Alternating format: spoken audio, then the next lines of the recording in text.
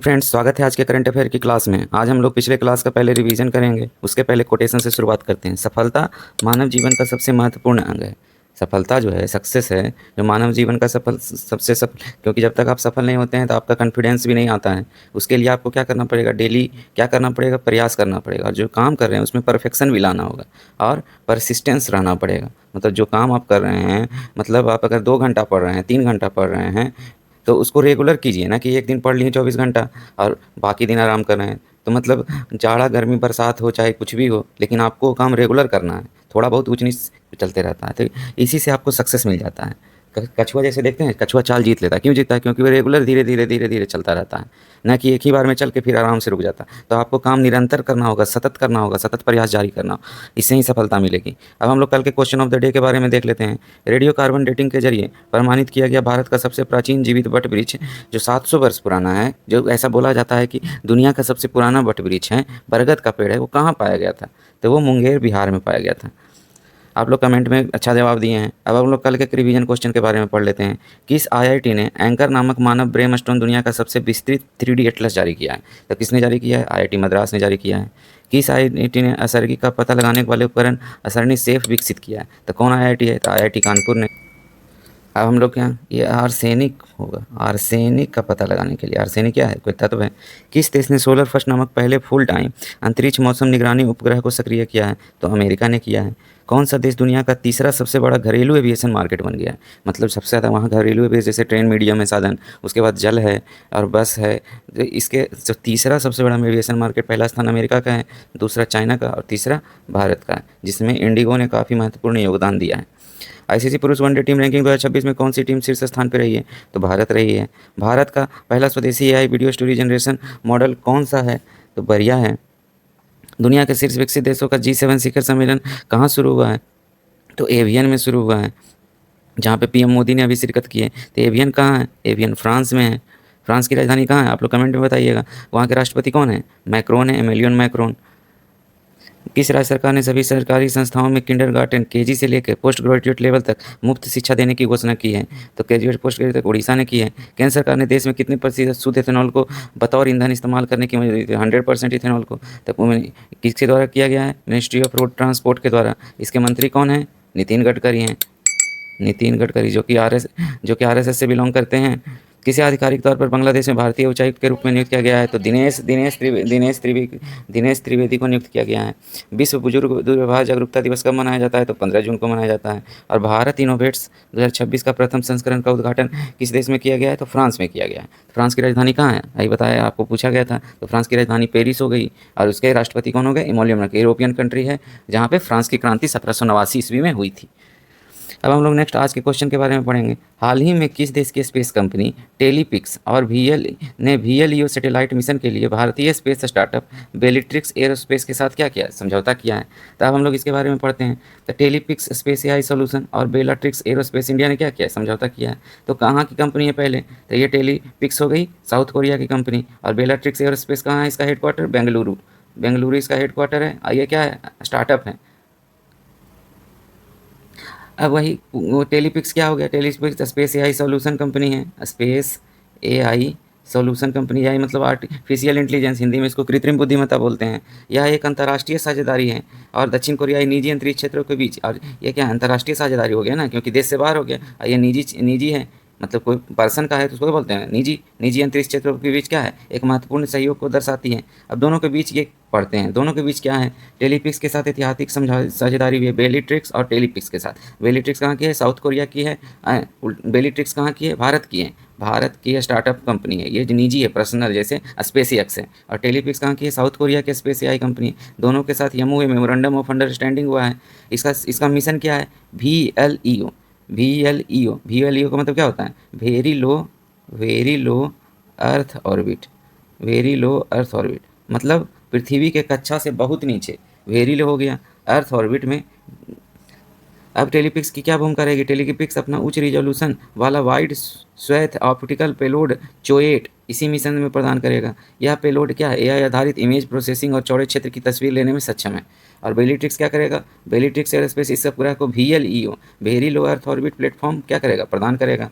इसका लक्ष्य क्या है, 2028 तक लक्ष्य है, एक संयुक्त उपग्रह मिशन को लॉन्च करने का लक्ष्य 2028 तक। किसका लक्ष्य, बेलाट्रिक्स और टेलीपिक्स का। और इसका मेन काम क्या है, VLEO very low earth orbit mission है। अर्थ ऑर्बिट से बहुत नीचे क्या करना है, नीचे एक AI तकनीक से डेवलप करना है, जिससे वहाँ के क्या हो, वाइड एंगल में कैप्चर कर सके वहाँ की चीज़ों को। अब वेरी लो अर्थ ऑर्बिट क्या है, देखिए अल्ट्रा हाई रिजोल्यूशन। आमतौर पर उपग्रह लोअर अर्थ ऑर्बिट में 400 किलोमीटर से अधिक की ऊंचाई पर घूमते हैं, लेकिन ये इसमें कितना हो जाएगा, 150 से 250 किलोमीटर की ऊंचाई पे रहेंगे। अब कम ऊंचाई का क्या होगा, इसमें फ़ायदा होगा। कम दूरी होने के कारण क्या होगा, जैसे कोई चीज़ नज़दीक से लेते हैं तो उसका पिक्चर क्लियर आता है, तो क्या होगा, पेलोड से पृथ्वी की बेहद उच्च गुणवत्ता वाली अल्ट्रा हाई रिजोल्यूशन व स्पष्ट तस्वीरें खींच सकते हैं। घर्षण और बहुत कम ऊंचाई पर वायुमंडलीय कणों के घर्षण का खतरा होता है, मतलब फ्रिक्शन ज़्यादा होगा। बेलिट्रिक्स का समाधान एयर ब्रीदिंग इलेक्ट्रॉनिक प्रोपुलेशन ABEP, यह वायुमंडलीय कणों को ही ईंधन के रूप में उपयोग करके उपग्रह की कक्षा में बने रहता है, मतलब वायुमंडलीय जो कण है उसी को उपयोग करके उपग्रह में बने रहता है। तो भारत में जो अन्य प्रमुख साझेदारियाँ हुई हैं तो उसमें BEL है, भारत इलेक्ट्रॉनिक्स लिमिटेड। बेलिट्रिक्स ने सरकारी रक्षा कंपनी BEL के साथ VLE उपग्रह के डिजाइन, विकास और निर्माण के लिए समझौता किया है। और NSIL क्या है, न्यू स्पेस इंडिया लिमिटेड। बेलिट्रिक्स ने इसरो की वाणिज्यिक शाखा NSIL के साथ पुष्पक ऑर्बिटल ट्रांसफर व्हीकल के एकीकरण का क्या किया है, अनुबंध किया, इसके साथ समझौता किया है। अभी न्यूरोस्पेस इंडिया लिमिटेड के साथ किस कानून के तहत केंद्र सरकार ने नीट एग्जाम को लेकर भारत में क्या किया है, टेलीग्राम मैसेजिंग ऐप जो है, टेलीग्राम मैसेजिंग ऐप भारत में जैसे क्या है, कौन कौन है, व्हाट्सअप हो गया। तो व्हाट्सअप कहाँ की कंपनी है, USA की कंपनी है। और टेलीग्राम के संस्थापक कौन है, पादुरोव करके कुछ नाम है टेलीग्राम।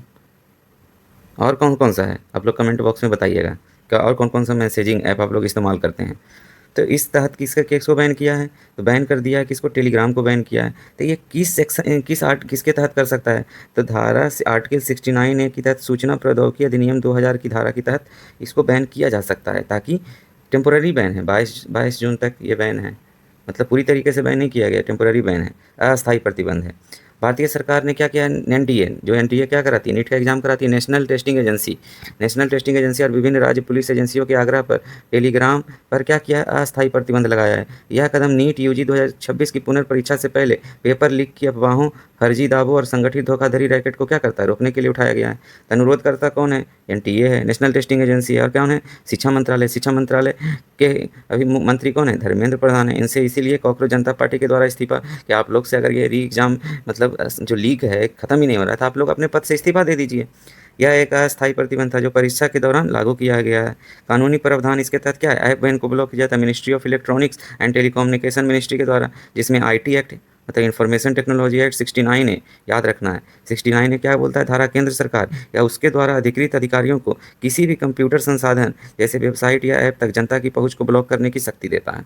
किन परिस्थितियों में लागू होता है, तो यह कानून NTA सरकार को भारत की संप्रभुता और अखंडता, राज्य की सुरक्षा और विदेशी राज्यों के साथ मैत्रीपूर्ण संबंध या सार्वजनिक व्यवस्था पब्लिक ऑर्डर के हित में किसी भी ऑनलाइन प्लेटफॉर्म को प्रतिबंधित करने का क्या देता है, अधिकार देता है। कौन अधिकार देता है, ये जो है आर्टिकल IT 69A जो 2000 सूचना प्रौद्योगिकी अधिनियम 2000 IT एक्ट 69A के तहत ये कदम क्यों उठाया गया है, क्योंकि परीक्षा क्या हो, ट्रांसपेरेंट हो, और क्या हो, सुरक्षित हो, और लीक की संभावना कम हो। तो ये करना आप लोग बताइएगा कमेंट बॉक्स में, उचित है या अनुचित है। मतलब अगर एक्सीडेंट हो रहा है तो उसका बचाव करना चाहिए ना कि रोड पे चलना ही छोड़ देंगे। तो ये भी प्रिकॉशन मेजर अपनाना चाहिए, लेकिन प्रिकॉशन मेजर के तहत आप लोग ऐसे मैसेजिंग ऐप तो बहुत सारे हैं, उस पर भी तो लीक हो सकता है, और भी VPN लगा के भी लोग कर सकते हैं। तो आप लोग अपने कमेंट बॉक्स में अपनी राय दीजिएगा। फीफा विश्व कप 2026 की आधिकारिक तौर पर कवर करने वाली भारत की एकमात्र महिला फोटो पत्रकार कौन बनी है, तो फीफा वर्ल्ड कप 2026 हो गया, तो कौन बनी है, गीतिका तालुकदार बनी है। तो गीतिका तालुकदार कहाँ है, गीतिका तालुकदार बनी गई है। अब असम से इसका संबंध है, ये क्या बोल ये फीफा के ऑन ग्राउंड मतलब ग्राउंड पे जाके वीडियो को लाइव दिखाती हैं। अब क्या बनाई है, हैट्रिक रिकॉर्ड बनाई है, लगातार तीसरी बार पुरुष, पहले क्या किया था पुरुष फीफा विश्व कप में लगातार तीसरी बार, 18 के रूस में किया था, 22 में कतर में किया था, और 2026 में अब भारत का प्रतिनिधित्व कर रही है। कौन है ये, गीतिका तालुकदार हैं। ये देखिए गीतिका तालुकदार हैं, और ये लाइव दिखाएंगे आपको कहाँ से, जो ग्राउंड पे जहाँ जहाँ USA, मैक्सिको, और कहाँ हो रहा है फीफा, कनाडा में हो रहा है, 3 जगह पे हो रहा है। तो पहला मैच कहाँ खेला गया है, तो मैक्सिको में। फाइनल मैच कहाँ खेला जाएगा, तो USA में खेला जाएगा। अब वहाँ फीफा के बारे में पढ़ लेते हैं। फीफा क्या है, फीफा का फुल फॉर्म क्या है, आप लोग बताइए। फीफा का फुल फॉर्म मैं बता रहा हूँ। फीफा का फुल फॉर्म क्या है, federation international D football D football association, ये क्या है, फीफा का फुल फॉर्म हो गया। तो ये फ्रेंच वर्ड है, जहाँ पे डी लग गया तो फ्रेंच हो गया।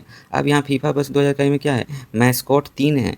तो पहले यूएसए के द्वारा, जैसे 3 देश में हो रहा है, तो यूएसए, कनाडा और मैक्सिको। तो यूएसए का शुभंकर कौन सा है, आप लोग को बताया गया था, यूएसए का क्लच है। क्या है भाई, इसका नाम क्या है, क्लच। इसको क्या बोलते हैं, यह एक वाइल्ड ईगल है, मतलब ईगल आप लोग जानते हैं किसको बोलते हैं, गिद्ध को, ईगल या बाज को। तो इसको वाइल्ड ईगल मतलब जंगली गिद्ध है। और कनाडा का कौन शुभंकर बनाया गया है, कनाडा का मेपल है, मेपल, MAPLE, मेपल, मेपल। तो ये चीज़ें याद रखना है। यूएसए का क्या हो गया, क्लच, जो कि वाइल्ड ईगल को दर्शाता है। कनाडा का कौन हो गया, मैपल हो गया। मैपल किसको दर्शाता है, मूस को, मतलब चूहा को दर्शाता है वहाँ के। और मेक्सिको का क्या है, जायू है, जायू। जायू किसको दर्शाता है, जगुआर को। जगुआर किसको बोलते हैं, जैसे हम लोग में जो कैटफिश अभी पढ़ते हैं, जगुआर हो गया, चीता हो गया, लॉयन हो गया, लियोपर्ड हो गया, ये सब जगुआर को दर्शाता है। तो अब याद रखना है कि फीफा 2026 का 3 मैस्कोट है, यूएसए, कनाडा, मैक्सिको। यूएसए का कौन हो गया, क्लच हो गया, जो वाइल्ड ईगल को दर्शाता है। कनाडा का मैपल हो गया, जो मूस को दर्शाता है। और मैक्सिको का क्या हो गया, जायो हो गया, जो जगुआर को दर्शाता है। अब हम लोग इसके बारे में पढ़ेंगे कि इसकी स्थापना कब हुई थी। फीफा की स्थापना कब हुई, 21 मई 1904 को हुई थी। और इसका जो आधिकारिक सॉन्ग कौन है, डाई डाई, जो कि किसके द्वारा गाया गया है, डाई डाई किसके द्वारा गाया है, शकीरा और एक बॉय करके हैं, शकीरा और बॉय के द्वारा गाया गया है। फीफा से महत्वपूर्ण जानकारियाँ क्या क्या है, फीफा की स्थापना कब हुई, 21 मई 1904 को हुई। इसकी स्थापना फीफा की पेरिस फ्रांस में हुई थी। और इसका हेड क्वार्टर कहाँ है, ज्यूरिक, स्विट्जरलैंड। स्विट्जरलैंड, जहाँ पे अभी ईरान और यूएसए का आखिरी जो आज मतलब गुरुवार को शाम में डील पे साइन होने हैं। और सदस्य देश इसके कितने हैं, 2024 तक 211 हो गए हैं। ये किससे संबंध रखता है, तो फुटबॉल से। और फीफा के अभी वर्तमान अध्यक्ष कौन है, गियानी इन्फेनिटो, ये बहुत इंपॉर्टेंट है। फीफा के अभी कौन है वर्तमान अध्यक्ष, गियानी इन्फेनिटो, जो कि इटली से बिलोंग करती है। और इटली की राजधानी कहाँ है, रोम है। और इटली के प्रधानमंत्री कौन है, जॉर्जिया मेलोनी है, जो कि अभी G7 मीटिंग में प्रधानमंत्री मोदी जी से मिले थे। और उनका माइक्रोफोन का क्लिप वायरल हो गया है, जिनमें वो कहते सुनाई दे रहे हैं कि इंस्टाग्राम पर फेमस जोड़ी नरेंद्र मोदी और जॉर्जिया मेलोनी की हैं।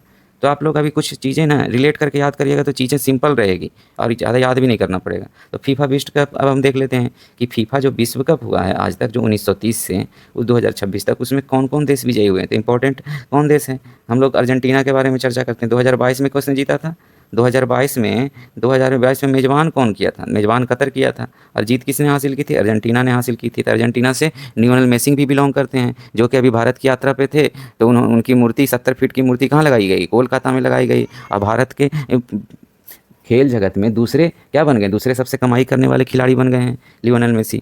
अब 2018 में रसिया में आयोजन हुआ था, फ्रांस ने जीत हासिल की थी। 2014 में ब्राज़ील में हुआ था फीफा, और जर्मनी ने हासिल की थी, जर्मनी विजयी हुआ था। और 2010 में दक्षिण अफ्रीका में आयोजन हुआ, स्पेन ने जीत हासिल की। अब हम लोग 1993 में स्वतंत्र राष्ट्र बनने के बाद स्लोवाकिया की यात्रा करने वाले पहले भारतीय प्रधानमंत्री कौन थे। 1993 में स्वतंत्र राष्ट्र, तो हम लोग यहाँ से क्या पढ़ें, एक फैक्ट यहाँ पे भी है कि स्लोवाकिया कब स्वतंत्र हुआ, तो 1993 में स्वतंत्र हुआ है।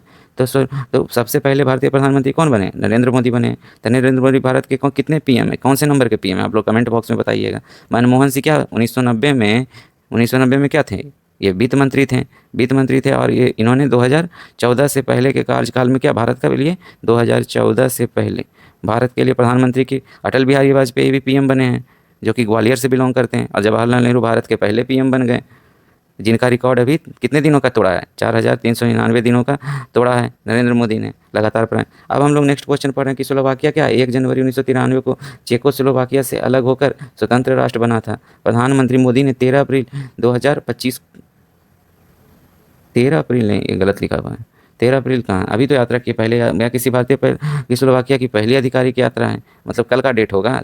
आजकल कितना था, 16 जून का। स्लोवाकिया मध्य यूरोप का क्या है, सुंदर और पर्वतीय देश है। स्लोवाकिया के बारे में कुछ पढ़ लेते हैं। इसकी राजधानी क्या है, ब्रातिस्लावा है, जो डेन्यूब नदी के तट पर स्थित है। दुनिया का एकमात्र ऐसी राजधानी है जिसकी सीमा सीधे ऑस्ट्रिया और हंगरी से लगती है।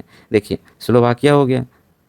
जब भारत के लोग यूक्रेन में ऑपरेशन गंगा के तहत फंसे हुए थे, तब स्लोवाकिया के माध्यम, पोलैंड के माध्यम और हंगरी और ऑस्ट्रिया के माध्यम से ही वहाँ के लोगों, जो भारत के लोग यूक्रेन में रह रहे थे, तो निकाला गया था। अब मुद्रा यहाँ की क्या है, यूरो है। स्लोवाकिया क्या है, यूरो जोन का हिस्सा है। 1 जनवरी 2009 को स्लोवक कोरोना को बदलकर यूरो को अपनाया गया था। तो यूरो यहाँ की मुद्रा हो गई। राजधानी कहाँ होगी, ब्रातिस्लावा हो गई। और ये क्या है, EU, यूरोपियन यूनियन और नाटो का भी सदस्य है। North Atlantic Treaty Organization, NATO का भी सदस्य है, यूरोपियन यूनियन का भी सदस्य है। इसके पड़ोसी देश कौन है स्लोवाकिया के, तो स्लोवाकिया के उत्तर में क्या है, पोलैंड हो गया। देखिए पोलैंड है। पूर्व में क्या है, यूक्रेन हो गया न, और यह साउथ में क्या है, हंगरी हो गया। और पश्चिम में क्या हो गया, ऑस्ट्रिया हो गया। तो ऑस्ट्रिया ऑस्ट्रिया की राजधानी कहाँ, वियना हो गई। यूक्रेन की राजधानी कहाँ है, कीव हो गई। हंगरी का क्या है, बुडापेस्ट हो गया। हंगरी का क्या हो गया, बुडापेस्ट। ऑस्ट्रिया की राजधानी कहाँ हो गई, और पोलैंड की राजधानी कहाँ है, वर्सा हो गई। जिससे वर्साई की संधि आप लोग पढ़े होंगे, वर्साई की संधि भी आप लोग पढ़े होंगे, जिसके तहत वर्ल्ड वार फर्स्ट में हुआ था।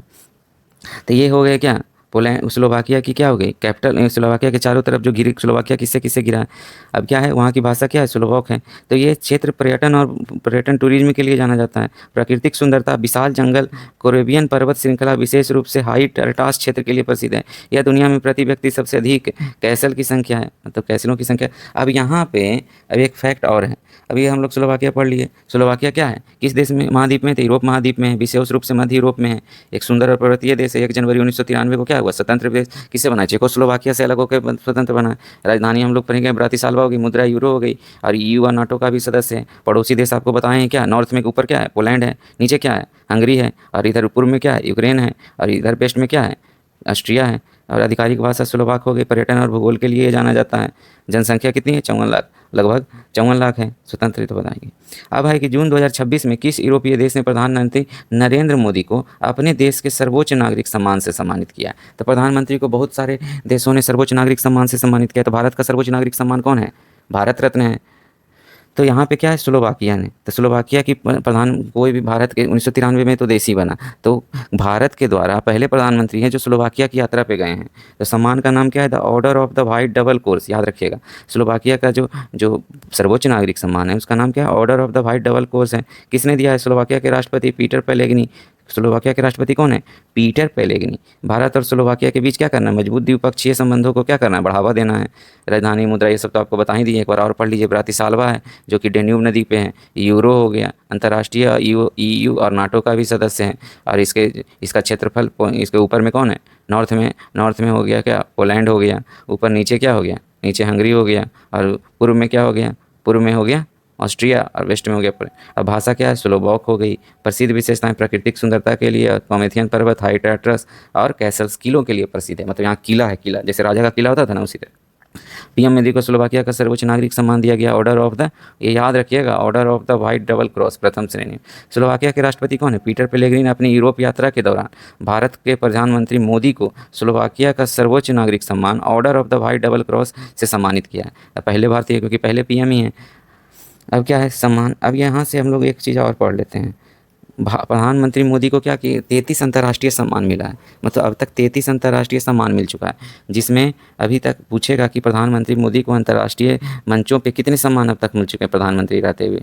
तो अभी तक 33 सम्मान मिल चुके थे। कुछ सम्मान हम लोग लेटेस्ट वाला याद कर लेंगे। अभी कहाँ, स्लोवाकिया में मिल गया। अभी नॉर्वे गए थे कुछ दिन पहले, जहाँ पे इटली भी गए थे। तो नॉर्वे की राजधानी कहाँ है, ओस्लो है, जहाँ पे उनको grand cross of the royal Norwegian order of merit award मिला। स्वीडन भी गए थे, स्वीडन में भी royal order of the polar star मिला उनको। और बारबाडोस और मोरक्को में भी उनको मिला ऑर्डर ऑफ पैगंबर मोहम्मद, मानद ऑर्डर ऑफ फ्रीडम। तो ये चीज़ें याद रखना है। नॉर्वे, स्वीडन, स्लोवाकिया 2026 में पाने वाले तीसरा उनका सर्वोच्च नागरिक सम्मान है।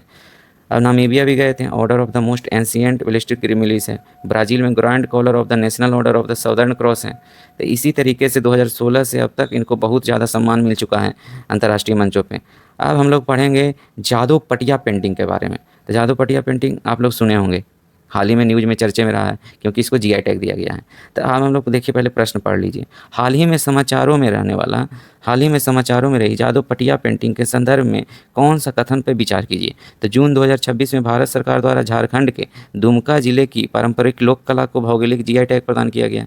मतलब इसके बारे में आपसे पूछ रहा है कि पहला ऑप्शन ये है। दूसरा क्या है, मुख्य रूप से कौन सी जनजाति, संथाल जनजाति की लोक संस्कृति है। उनके त्योहारों और जीवन मृत्यु की कथाओं पर आधारित एक स्क्रोल पेंटिंग है। इस कला में केवल क्या है, रासायनिक और कृत्रिम रंगों का उपयोग किया जाता है।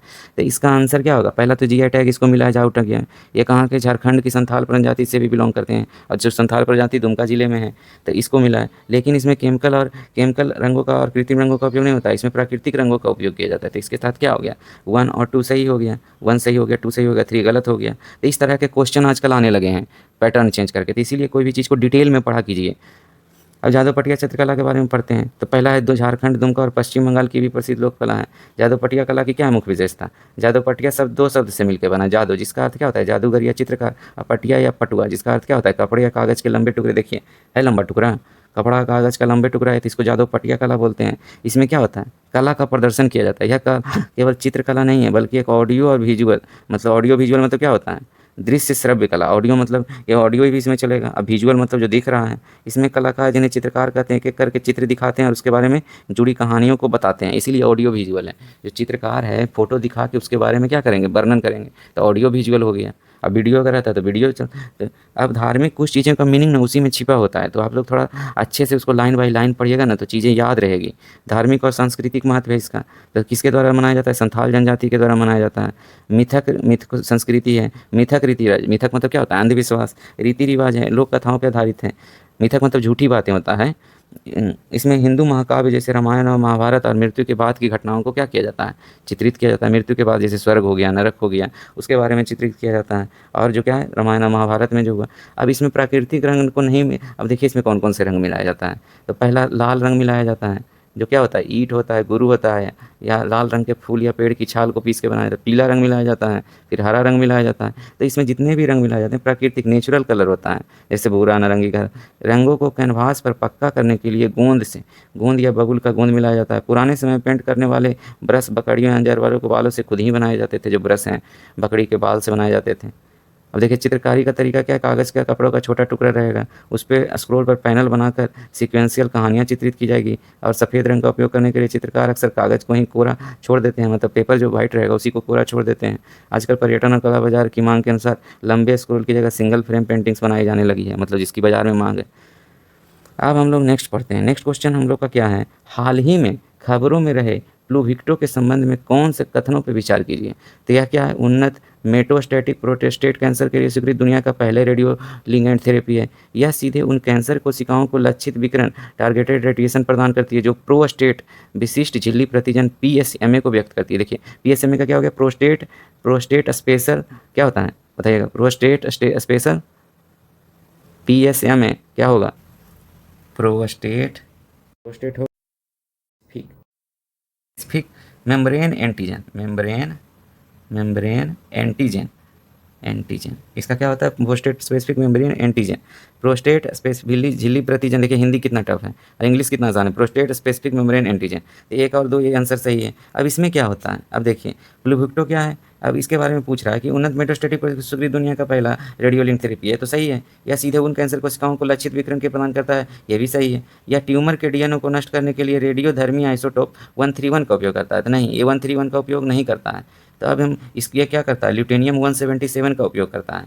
अब हम लोग आगे इसके बारे में पढ़ेंगे कि क्या क्या इसके फैक्ट हैं। अब जैसे देखिए यहाँ पे हम लोग पढ़ रहे हैं कि प्लूविक्टो को याद रखना है, बहुत इंपॉर्टेंट है। प्रोस्टेट कैंसर के इलाज के लिए अत्याधुनिक प्रेसिजन थेरेपी है। तो नोवार्टिस क्या कंपनी ने उन्नत प्रोस्टेट कैंसर के इलाज के लिए भारत की पहली रेगुलेटरी अनुमोदित रेडियो लिगैंड थेरेपी प्लूविक्टो लॉन्च की है। यह क्या है, अत्याधुनिक प्रेसिजन थेरेपी है, प्रेसिजन ऑन्कोलॉजी है, जो सीधे ट्यूमर सेल्स पे हमला करती है। कैसे काम करती है, तो कैंसर सेल है प्लूविक्टो, उसके बाद क्या करती है, कैंसर सेल प्रोस्टेट कैंसर कोशिकाओं पर पीएसएमए प्रोटीन मौजूद होता है। उसके बाद क्या होता है, प्लूविक्टो रेडियो लिगैंड थेरेपी पीएसएमए प्रोटीन को पहचान कर क्या करता है, उससे जुड़ जाता है ये वाला। अभी हम बताएं ना पीएसएमए क्या होता है, पीएसएमए के बारे में अभी हम आपको बताएं, प्रोस्टेट स्पेसिफिक मेंबर एंटीजन। और कौन सा रेडियोधर्मी इसमें यूज होता है, तो 177 यूज होता है, ना कि आयोडीन यूज होता है। और इसका क्या करता है, कैंसर कोशिकाओं का विनाश करके ट्यूमर सेल्स को नष्ट कर देता है। यह गाइडेड मिसाइल की तरह काम करता है। तो ये चीज़ें याद रखिएगा। पीएसएमए पॉजिटिव कैंसर सेल है, उससे क्या बना, प्लूविक्टो रेडियो लिगैंड थेरेपी प्रोटीन को पहचान के उससे जुड़ गया। जुड़ने के बाद क्या हुआ, रेडियोधर्मी पदार्थ 177 सीधे कैंसर कोशिका को क्या पहुँच कर विकिरण जारी करता है, जिससे क्या करते हैं, वहाँ के सेल्स को क्या करता है, नष्ट कर देता है। इसके प्रमुख लाभ क्या है, गाइडेड मिसाइल की तरह काम करती है, जो कैंसर कोशिकाओं को नष्ट करती है। स्वस्थ जो ऊतक हैं, हेल्दी टिश्यू को न्यूनतम नुकसान पहुँचाती है। प्रेसिजन थेरेपी होने के कारण अधिक प्रभावी और कम दुष्प्रभाव है। इसके मतलब लाभ ज़्यादा है, हानि कम है। अब किसे दी जाती है, जिसको प्रोस्टेट कैंसर रहेगा उसे को दी जाती है। मेटास्टैटिक कैस्ट्रेन रेजिस्टेंस प्रोस्टेट कैंसर, और जिन्होंने पहले कीमोथेरेपी ले ली है उसको दी जाती है। अब क्या है, रेडियो लिगैंड थेरेपी है। रेडियोधर्मी किसका यूज होता है, रेडियोधर्मी 177 का यूज होता है, याद रखिएगा ये चीज़ें। अब हम लोग नेक्स्ट आगे पढ़ेंगे, किस अंतर्राष्ट्रीय संगठन ने गिग वर्कर्स, तो गिग वर्कर्स किसको बोलते हैं, जैसे जो प्लेटफॉर्म डिलीवरी वाले सामान है, जैसे मीशो हो गया, फ्लिपकार्ट हो गया, जोमेटो हो गया, और भी और जो 15 मिनट में डिलीवरी करते, उनके अधिकारों की रक्षा के लिए पहली बार ऐतिहासिक अंतर्राष्ट्रीय इंटरनेशनल संधि हुई है, ट्रीटी हुई है, जिसे decent work on the platform economic convention के अपनाया गया है। तो ये किसके द्वारा अपनाया गया था, ILO के द्वारा। तो ILO को क्या बोलते हैं? इंटरनेशनल लेबर ऑर्गेनाइजेशन बोलते हैं।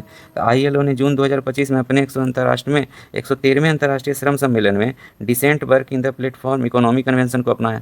यह पहली बार है जब किसी वैश्विक निकाय ने प्लेटफॉर्म श्रमिक गिग वर्कर्स उसको बोलते हैं जो कि घर घर जाकर डिलीवरी करते हैं, जैसे रैपिडो भी हो गया, ओला, उबेर, कुबेर, जो बाहर मतलब ऑनलाइन काम करते हैं धूप में, लेकिन इनको अभी तक वरीयता नहीं दी गई, उनके लिए इंटरनेशनल लेबर ऑर्गेनाइजेशन ने पहली बार आधिकारिक तौर पर मान्यता दी है। उनके कार्य की स्थितियाँ मतलब गर्मी हो गया, ठंड हो गया, सामाजिक सुरक्षा, सोशल सिक्योरिटी, न्याय संगत वेतन नहीं उनको मिलता है, और उनके अधिकारों की रक्षा के लिए एक बाध्यकारी अंतर्राष्ट्रीय संधि बनाई, जो कि बाध्यकारी है, मानना ही मानना है। गिग वर्कर्स को किससे क्या मिलेगी? सामाजिक और आर्थिक सुरक्षा सुनिश्चित होगी, न्याय संगत वेतन मिलेगा, कार्य समय और पारदर्शिता, मतलब कार्य का कोई समय उनका नहीं है 8 घंटा करना है, उससे क्या होगा? और जो लोग वहाँ शोषण ज़्यादा होता है, उनकी मांग को कोई किसी के द्वारा नहीं सुना जाता है। जैसे 15 मिनट में डिलीवरी करने का, एक्सीडेंट हो गया तो उनको कोई देखने वाला तक नहीं है, मर गए। तो संगठन बनाने और सामूहिक सौदेबाजी से अधिकार को मान्यता होगी, कार्य की बेहतर परिस्थितियाँ और गरिमापूर्ण कार्य को क्या होगा? बढ़ावा मिलेगा। ये जब से ये इंटरनेशनल। अब हम लोग प्रमुख अंतर्राष्ट्रीय संगठनों की स्थापना। इंटरनेशनल संगठन कौन से हैं? इंटरनेशनल मतलब जो बहुत सारे देशों में मिलजुल के काम किया जाता है। तो ILO हो गया, इंटरनेशनल लेबर ऑर्गेनाइजेशन। इसकी स्थापना कब हुई थी? प्रथम विश्व युद्ध के बाद क्या हुई थी? जो लेबर की दशा सुधारने और सामाजिक न्याय को बढ़ावा देने के उद्देश्य से की गई है। यह संयुक्त राष्ट्र की क्या है? एक विशेषीय एजेंसी है। इसकी स्थापना कब हुई? 11 अप्रैल 1919 ईस्वी को हुई थी। वर्साई की संधि अभी पढ़े थे ना, पोलैंड की राजधानी कहाँ थी? वर्साई। तो वर्साई की संधि के अंतर्गत हुई थी। WHO की स्थापना, वर्ल्ड हेल्थ ऑर्गेनाइजेशन, इसकी स्थापना कब हुई? 7 अप्रैल 1948 को हुई थी। ये यूनाइटेड नेशन के संविधान के तहत हुई थी, संयुक्त राष्ट्र का ये क्या है? विशेष एजेंसी है जो कि वैश्विक स्तर पर, जैसे अभी इबोला आ गया, जो गरीब देश हैं, जो R&D नहीं करते हैं और दूसरे उनके यहाँ स्वास्थ्य सुविधाएं नहीं हैं, जैसे इबोला हो गया, अभी कोरोना आया था, तो वहाँ पे स्वास्थ्य मुहैया कराना वहाँ के लोगों को इनका कर्तव्य है। सुधार और स्वास्थ्य सेवाओं के समन्वय के लिए कार्य करता है। यूनाइटेड नेशन डेवलपमेंट प्रोग्राम क्या है? इसकी स्थापना 22 नवंबर 1965 को हुई थी, यूनाइटेड नेशन जनरल असेंबली के द्वारा। इसका क्या है? इसका उद्देश्य क्या है? गरीबी उन्मूलन है। गरीबी उन्मूलन है, फिर क्या है? गरीबी, पॉवर्टी रिडक्शन होगी, इरेडिशन हो गया, ह्यूमन सतत विकास जो सस्टेनेबल डेवलपमेंट है, और मानव विकास HDI का विकास करना है। और वर्ल्ड रेसलिंग एंटरटेनमेंट, इसकी स्थापना 7 जनवरी को हुई थी, प्रोफेशनल रेसलिंग का संगठन है। अब हम लोग इसके बारे में कुछ और जानते हैं, जैसे ILO का मुख्यालय कहाँ है? 11 अप्रैल 1919 को ट्रीटी ऑफ वर्साई के तहत हुई थी। अब इसका मुख्यालय कहाँ है? स्विट्जरलैंड के जेनेवा में, जहाँ पे अभी आज किसके किसके बीच साइन होंगे? मेमोरेंडम ऑफ अंडरस्टैंड, ईरान और USA के बीच साइन होंगे, जिससे क्या होगा? मिडिल ईस्ट में तनाव कम होगा और तेल की आवाजाही सुनिश्चित होगी। मुख्यालय कहाँ है? Geneva, Switzerland. इसके हेड कौन है? गिलबर्ट हॉगवो इसके हेड हैं। और WTO विश्व व्यापार संगठन की स्थापना कब हुई थी? 1 जनवरी 1995 को हुई। तो पहले विश्व व्यापार संगठन को गैट बोला जाता था, GATT, उसका नाम चेंज होकर क्या हुआ? WTO हुआ। जिनेवा, इनका भी जिनेवा स्विट्जरलैंड में। नागोजी ओंकाजी इवेला, नागोजी ओंकाजी इवेला, ओंकाजी इवोला, ये इनके क्या हैं? प्रमुख हो गई, डायरेक्टर जनरल हो गए। और UNDP का काम क्या है? अभी पढ़े थे, क्या है? गरीबी को मिटाना है, संयुक्त राष्ट्र विकास का यूनाइटेड नेशन जनरल असेंबली द्वारा इसको मान्यता दी गई थी 22 नवंबर 1965 को। मुख्यालय कहाँ है? न्यूयॉर्क में। वर्तमान में हेड कौन है? अचीम स्टेनर है। अब हम लोग यूनाइटेड नेशन एनवायरनमेंट प्रोग्राम भी पढ़ लेते हैं। 5 जून 1972 को क्या मनाते हैं? 5 जून को विश्व पर्यावरण दिवस मनाते हैं।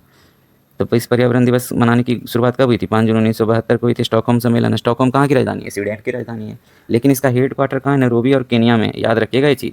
इसका हेड क्वार्टर केनिया के नैरोबी में, और भी हेड कौन है? इंजर एडरसन है हेड। और WHO का काम क्या था? कि विश्व में स्वास्थ्य मुहैया उपलब्ध कराना।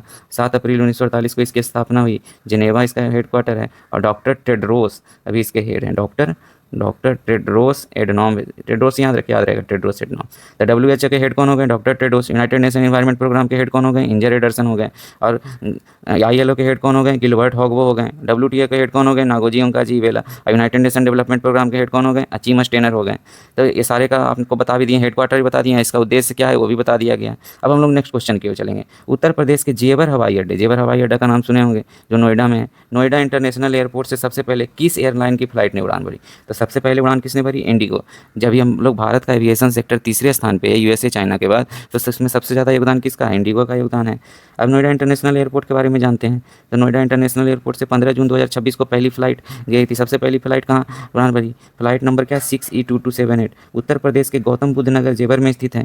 15 जून 2026 को कमर्शियल ऑपरेशन शुरू हुआ। पहली उड़ान में 172 जमीन देने वाले जो किसान थे उनको साथ में, देखिए जब भी कोई फ्लाइट ऑपरेशन में होती है या उनको विदा किया, तो दोनों तरफ से क्या होता है? पानी के फव्वारे छोड़े जाते हैं। इनॉग्रेशन भी होता है या विदाई होती है कोई प्लेन की। तो वाटर कैनन सैल्यूट दिया गया, इसको वाटर कैनन सैल्यूट भी बोलते हैं, वाटर कैनन सैल्यूट भी। इसमें सबसे पहले कौन से 172 जो ज़मीन दी है उनको कहाँ तक उड़ाया गया, लखनऊ तक उड़ाया गया जेवर एयरपोर्ट से। सबसे बड़ा और आधुनिक एयरपोर्ट बनेगा भारत का भी और एशिया का भी। तो अभी हम लोग इसके बारे में पढ़ लेते हैं। 15 जून 2026 को जेवर एयरपोर्ट का कमर्शियल ऑपरेशन आधिकारिक रूप से शुरू हुआ, जिसे 6C227 लखनऊ से उड़ान भरकर सबसे पहले जेवर एयरपोर्ट पर क्या किया गया, वाटर कैनन सैल्यूट दिया गया, जिसमें जो 172 किसान शामिल थे को लेकर इंडिगो की फ्लाइट ने लखनऊ के लिए उड़ान भरी। अब हम लोग इसके बारे में पढ़ते हैं। उत्तर प्रदेश में 21 हवाई अड्डे हैं, लेकिन क्या है 5 अंतर्राष्ट्रीय हवाई अड्डे भी उसमें शामिल हैं। तो 5 अंतर्राष्ट्रीय हवाई अड्डा कौन कौन है, तो जेवर हो गया पहला, जेवर इसको नोएडा एयरपोर्ट भी बोलते हैं। चौधरी चरण सिंह कहाँ है, लखनऊ में है। लाल बहादुर शास्त्री एयरपोर्ट कहाँ है, वाराणसी में। महर्षि वाल्मीकि अंतर्राष्ट्रीय कहाँ है, अयोध्या में। और कुशीनगर अंतर्राष्ट्रीय हवाई अड्डा है। तो 5 अंतर्राष्ट्रीय हवाई अड्डे हो गए। अब नोएडा एयरपोर्ट के बारे में कुछ इंपॉर्टेंट फैक्ट है। गौतम बुद्ध नगर जिले के जेवर में स्थित है, दिल्ली और क्या है नोएडा से सटा हुआ है। यह न केवल भारत का बल्कि एशिया का सबसे बड़ा, आपको बताएं एशिया का सबसे बड़ा आधुनिक हवाई अड्डा है, जिसे कई चरणों में विकसित किया जाएगा। 5,000 हेक्टेयर में फैला हुआ है। इस मेगा प्रोजेक्ट में क्या मल्टी रनवे सिस्टम है, बहुत मतलब ऐसा नहीं कि एक ही रनवे सिस्टम है। अत्याधुनिक यात्री टर्मिनल है, जो इंटरनेशनल यात्री टर्मिनल बनाएगा। विश्व स्तरीय कार्गो हब शामिल है, यहाँ पे कार्गो भी आएगा। और पर्यावरण ग्रीन फील्ड एयरपोर्ट है। तो बोलेगा कौन सा एयरपोर्ट है, तो ग्रीन फील्ड एयरपोर्ट है। जैसे ग्रीन फील्ड एक्सप्रेस वे बनाते हैं ना पेड़, और जीरो कार्बन इमिशन मानकों के आधार पर बनाया गया है। इस या क्या करेगा, शुरुआती चरण का उद्घाटन हो चुका है, जिसमें दिल्ली और एनसीआर और पश्चिमी उत्तर प्रदेश के विकास को बहुत बड़ी गति मिलेगी। अब हम लोग प्रश्न आगे पढ़ते हैं। हाल ही में भारत के दिग्गज निशानेबाज हैं और कोच जसपाल राणा का निधन हो गया। जसपाल राणा का हाल ही में निधन हो गया। और क्या जर्मनी से लौट रहे थे, ISSF इंटरनेशनल शूटिंग फेडरेशन करा के लौट रहे थे, तबीयत खराब हुई तो उनका निधन हो गया। उन्होंने मुख्य रूप से किस प्रसिद्ध भारतीय महिला शूटर को कोचिंग देकर पेरिस ओलंपिक 2024 में 2 ऐतिहासिक पदक दिलाने में मदद की थी, तो मनु भाकर हो गई। मनु भाकर को मदद किया था इन्होंने, कोच रहे थे। तो मनु भाकर कहाँ की, हरियाणा की हैं। और इन्होंने एयर पिस्टल 10 मीटर में ओलंपिक्स में पदक लाया था। अब हम लोग जसपाल राणा के बारे में पढ़ते हैं। जसपाल राणा ने मनु भाकर को लंबे समय तक कोचिंग दी, उनकी प्रतिभा को निखारा। पेरिस ओलंपिक 2024 में मनु भाकर ने 10 मीटर एयर पिस्टल में क्या जीता था, कांस्य पदक जीता था। और इसके अलावा उन्होंने 10 metre air pistol mixed team में भी कांस्य पदक जीता। मनु भारत के लिए एक ओलंपिक में 2 पदक जीतने वाली पहली महिला शूटर थी। देखिए, तो हम लोग को याद रखना है चीज़ों को।